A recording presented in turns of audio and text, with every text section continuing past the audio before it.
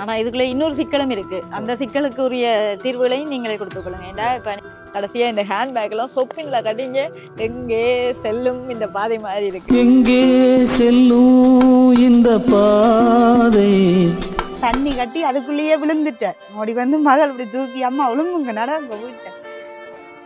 ஆனா கவுப்பி பயிரெல்லாம் போட்டு எடுத்தாண்டிங்க. அது ஆரம்பம் போட்டேன் நான்.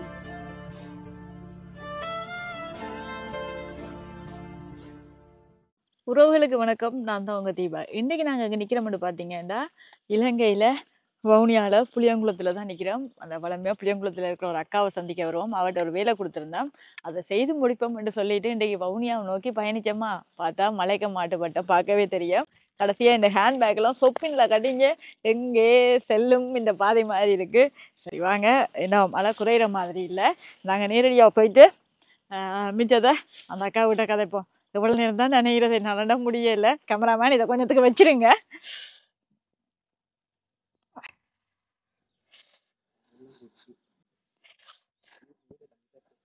வெயிலுக்கு பயன்படும் என்று சொல்லி கொண்டு ஜக்கெட் கடைசியா இப்ப மழைக்கு நனைஞ்சதுக்கு வீடியோ எடுக்கிறதுக்கு எனக்கு பயன்படுது. ஐயோ கடவுளே, அதுக்கிடையில இங்க வெள்ளமும் போட்டுட்டு தண்ணிக்குள்ளால போற மாதிரி இருக்கு. அப்படி மழை இங்க. ஆனா யாழ்ப்பாணத்துல மழை இல்லை. யாழ்ப்பாணத்துல இருந்து வெளி கிடைக்க நல்ல வெயிலா இருந்துச்சு. அதை நம்பி வந்தேன்.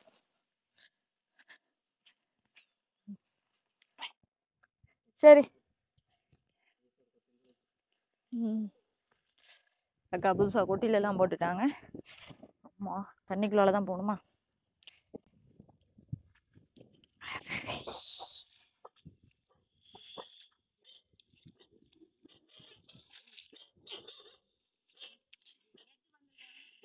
ஆ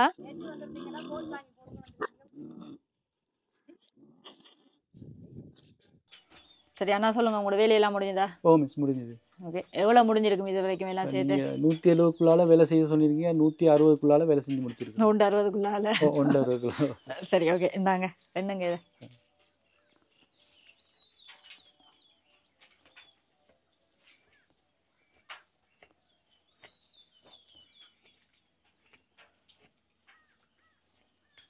₹50,000 இருக்கு. ஆனா இதுக்குள்ள இன்னொரு சிக்கலும் இருக்கு. அந்த சிக்கலுக்கு உரிய தீர்வுகளையும் நீங்களே கொடுத்துக்கொள்ளுங்க. ஏண்டா இப்ப நீங்க எல்லாமே நீங்க பொருள் எல்லாம் வாங்கி போட்டு செய்திருக்கீங்க. ஆனா இப்ப நிலையும் கதவும் வீட்டை இருந்தது நல்லதுண்டபடியா எடுத்துட்டு சொல்றீங்க. இப்ப அதுக்கு நீங்க அவங்களுக்கே காசு கொடுத்துருவோம். ஏன்னா நில கதவெல்லாம் சேர்த்து தானா பாத்ரூம் கட்டுறதுக்கு 160க்குள்ள முடியுங்கன்னு சொன்னது. ஆனா நீங்க இருந்தாலும் 160க்குள்ள முடிச்சிருக்கிறீங்க. இப்ப அவங்களோட நிலைக்கும் கதவுக்கும் அப்ப நாங்க அவங்கள்ட்டயே காசை கொடுத்துட்டேன் வேண்டாம், எங்களுக்கும் பிரச்சனை இல்லை தானே. அப்ப அது உங்களுக்கு சம்மதம் தானே. அப்ப அதை அந்த பிரச்சனை வெளியே முடிச்சு கொள்வோம். நான் ₹10,000 காசு கொடுத்துருவேன் நிலைக்கும் கதவுக்கும். கொடுத்துருங்க, இப்பவே கொடுத்துருங்க. சரியா? சரி, அப்ப இப்ப அவர் எங்களுக்கு கதைச்ச மாதிரி அவர் தன் வேலையை நீட்டா முடிச்சு தந்துட்டாரு. நீங்க நிலையும் கதவும் அவருக்கு கொடுத்துருக்கீங்க. இப்ப அதுக்குரிய காசும் அவர் உங்களுக்கு தந்துட்டாரு. சரிதானே? இப்ப சரி அண்ணா, என்னண்டா சந்தோஷம்.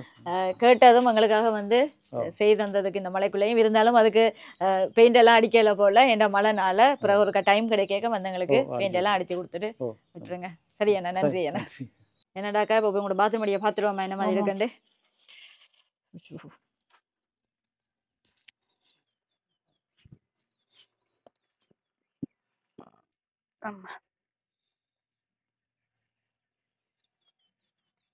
நீங்க என்ன வயல் வேலை என்ன தொடங்கல போல தெரியுது?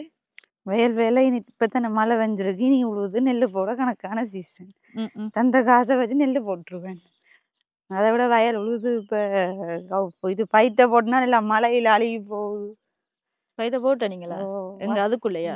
பாக்குறேன்டா பாக்கலாம். 2 பயிரோட நிக்குது. தொடர்ந்து மழையா? எத்தனை நாளைஞ்சால மழை? 5 நாளா மழை பெய்யுது.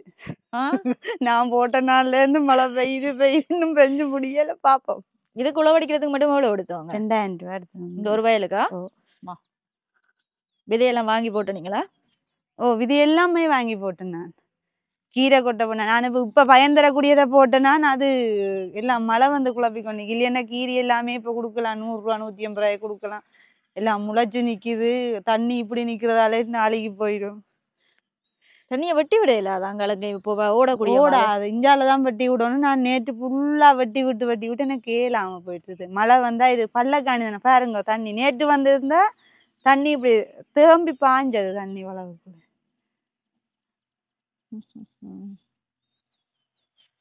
வெள்ளாமை மட்டும் செய்யலாம், மற்றபடி கஷ்டம். ஆனா கவுப்பி பயிரெல்லாம் போட்டு எடுத்தாண்டீங்க. அது ஆரம்பம் போட்டேன் நான். அதுக்கு பிறகு இப்போ டிஸ் எல்லாம் வெட்டி இந்த வரம்புகள் போட்டதுக்கு பிறகு தண்ணி நிற்கும். நிக்கும். நேரா இருந்தா லெவல் காணியண்டா எதுவும் செய்து செய்து கொள்ளும். கொள்ளலாம். ஆனா இப்ப நீங்க அப்ப வெள்ளாமையே விதைக்கலாம் தானே ஃபுல்லா உழுது இப்ப போட்டு. இனிதான் விதைக்கிறது. இப்ப உழுது விட்டா இந்த மழையோட உழுது விட்டா 9ஆம் மாசம் புழுதி போடுறது. ஆ. எனக்கு வெள்ளாமை மட்டும் நல்ல அனுபவம். செய்து செய்து செய்து நல்ல அனுபவம். இப்ப அதனால நீங்க அப்ப சரி இது இப்ப இதுல நீங்க ட்ரை பண்ணுங்க. ஏன்டா இப்ப இது நீங்க சுத்தி வர வெள்ளாம போட்டாலும் இதுல மரக்கறி கண்டங்களுக்கு ஒரு துண்டு வேணும் தானே. அப்ப இத வச்சுக்கொண்டு மிச்சத்தை உழுதுட்டு வெள்ளாம இப்போ போடுற வேலையை வெள்ளாமை தொடங்க. போட்டா இதுக்குள்ள தோட்டம் செய்ய இயலாது. நான் வேணுமெண்டா நெல்லை விதைச்சு போட்டு காட்டுறேன் உங்களுக்கு. இந்த காணி எப்படி தண்ணி ஓடுமென்று காட்டுறேன். இந்த முழங்கால் மட்டும் தண்ணி பாயும். ஆ. பதிவுன்றடா இல்லையா காணி. பள்ளம் பக்கத்துல குளம் வந்து அதுல குளம் இருக்குது. ஆஹா. அதால இப்போ அஞ்சால குளம் நடுவுல நான் இருக்கு.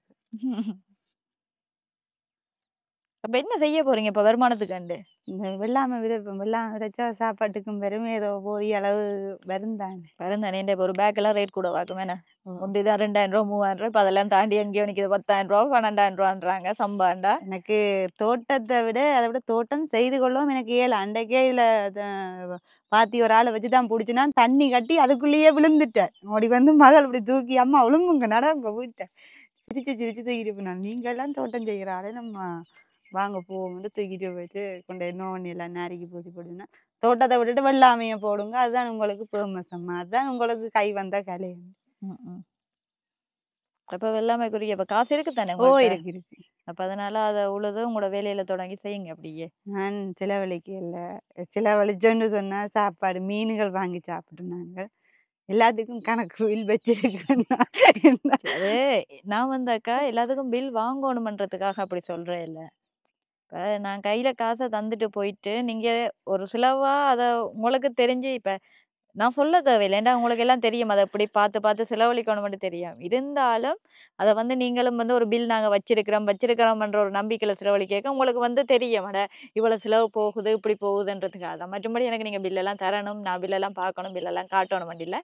இப்பயும் இந்த மேசன் வேலைக்கும் அப்படித்தான். பில் பார்க்க வேண்டிய அவசியம் இல்லை. ஏன்டா 1.70க்குள்ள முடியுங்கன்றது என்னோட பேச்சு. அப்ப அவர் அதுக்குள்ள பில் காட்டுறது காட்டாது எனக்கு அதெல்லாம் தேவையில்லை. இருந்தாலும் ஒரு கணக்கு பார்க்கிறோம்ன்றதுக்காக மட்டும்தான். இந்த பேசின காசை அவங்கள்ட்ட நாங்க கொடுத்துட்டோம்னா எங்களுக்கும் பிரச்சனை இல்லை. ஆனா இருந்தாலும் நீங்க கதவு நிலையெல்லாம் கொடுத்ததால உங்களுக்குரிய காசு அதுல தந்துட்டேன்டா. பிறகு நீங்க கதவு நிலையை நான் கொடுத்தேன்னு சொல்லி ஒரு வார்த்தை யார்ட்டையும் சொல்லக்கூடாது. அப்படியெல்லாம் இருக்குதானே. நான் வீட்டுக்கு போட வச்சு இந்த கதவை தான் கொடுத்தேன் நான்.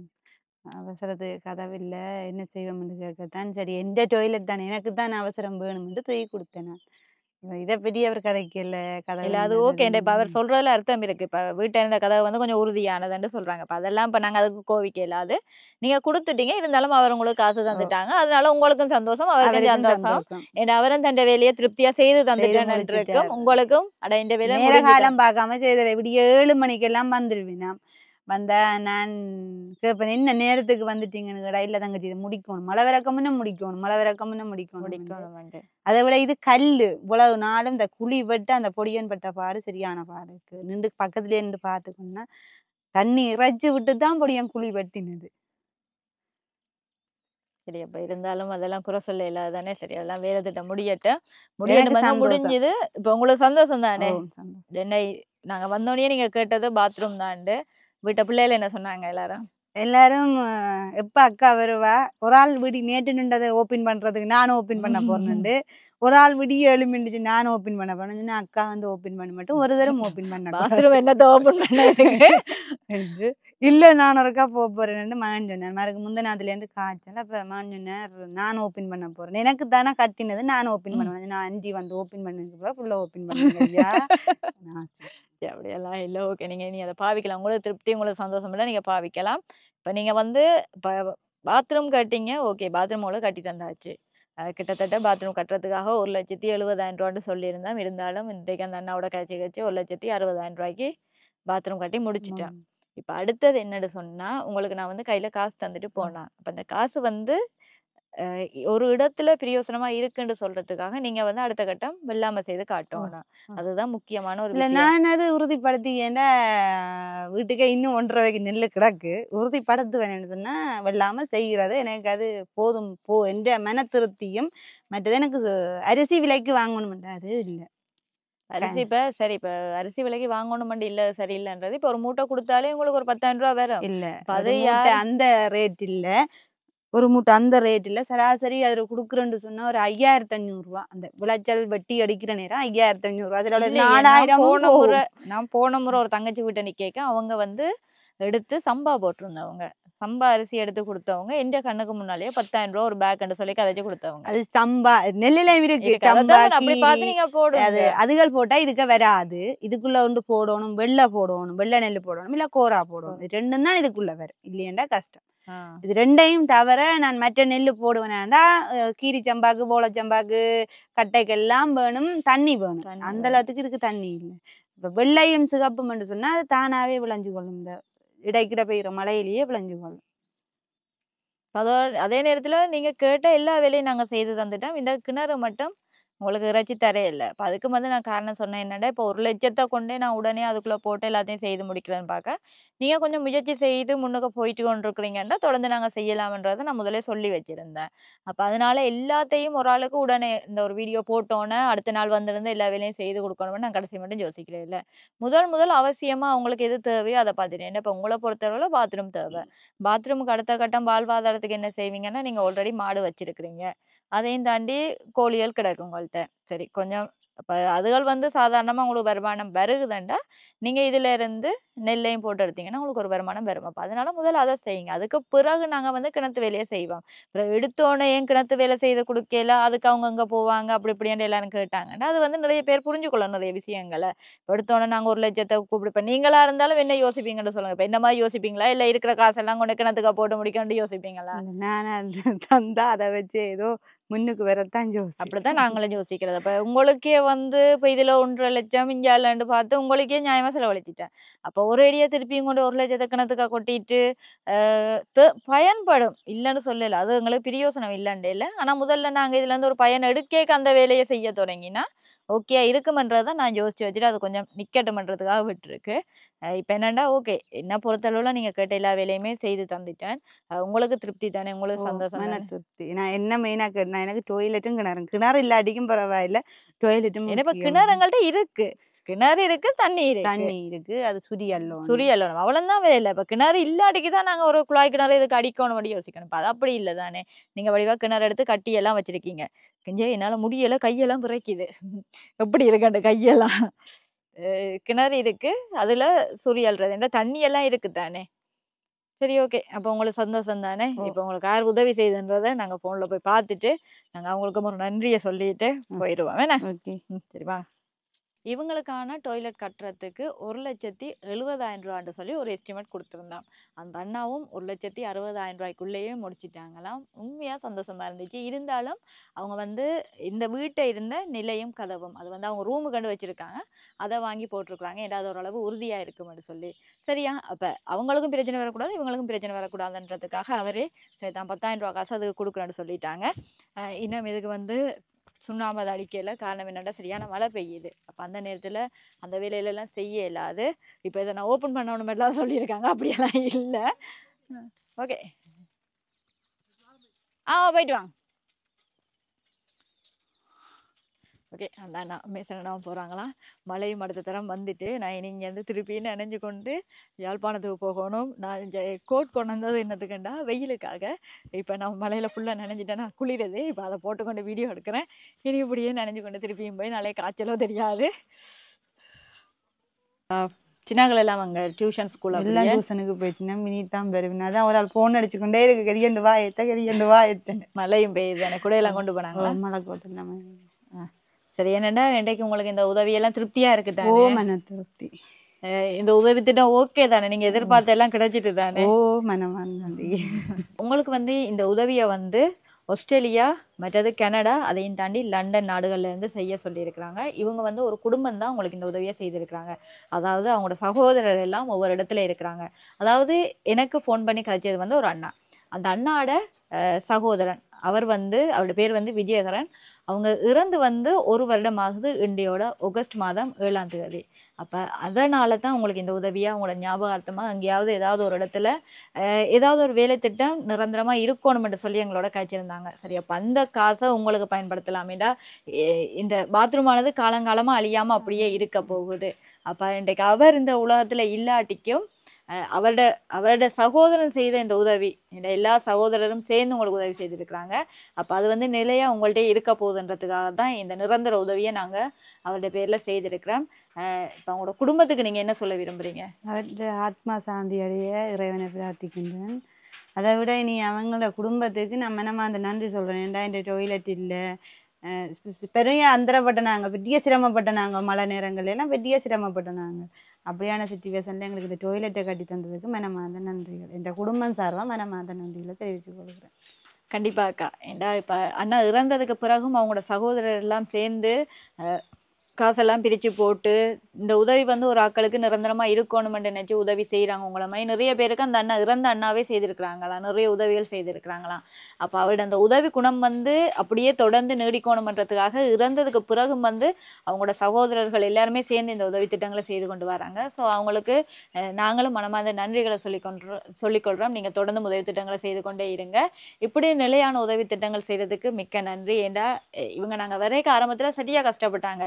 அவங்கள்ட்ட பெருசா கேட்டது இந்த பாத்ரூம் மட்டும்தான். ஏன்னா தான் அப்படியாவது ஏதாவது செய்வேன், பாத்ரூம் மட்டும்தான் தனக்கு தேவைண்டாங்க. இப்ப நீங்களும் நிரந்தரமா ஒரு இடத்துல இந்த உதவி நிக்கணும்ன்ற மாதிரி எங்களோட சொல்லியிருந்தீங்க. அதுக்கேற்ற மாதிரி தான் இந்த குடும்பத்துக்கு தேவையான பாத்ரூமுக்குரிய உதவியை செய்திருக்கிறோம். இந்த பாத்ரூம் கட்டுறதுக்கு எங்களுக்கு மொத்தமா 1,60,000 ரூபா முடிஞ்சிருக்கு. எனக்கு அப்படித்தானே 1,70,000 ரூபா சொன்னோம். 1,60,000 ரூபா முடிஞ்சிருக்கு. அண்ணா தந்த காசை அப்படியே கொடுத்து 1,60,000 ரூபாய்க்கு இந்த பாத்ரூம் கட்டியிருக்கிறேன். மெச்சபடி எல்லாம் ஓகே தானே? எல்லாமே ஓகே. ஏன்னா இல்ல நான் வந்து காசு வந்து நானும் இல்ல, பில் ஒன்றுமே எனக்கு இல்ல, காசும் கூட கையில தந்து நீங்க கட்டி முடிச்சிட்டீங்க. அப்ப எல்லாம் திருப்தி தானே? நல்ல திருப்தி. சரி, ஓகே, சந்தோஷம். நாங்களும் சந்தோஷம். சரியா மலைக்குள்ள கஷ்டப்பட்டு போயிட்டு வரேன். அதுக்கப்புறமே என்ன தொடர்ந்து தோட்டத்தை செய்யுங்க. நான் கண்டிப்பா